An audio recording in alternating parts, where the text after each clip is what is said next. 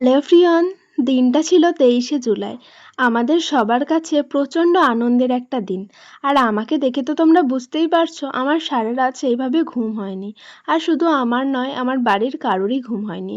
দেখো, ঘড়িতে ঠিক ভোর 4টে বাজতেই আমি ঘুম থেকে উঠে পড়েছিলাম।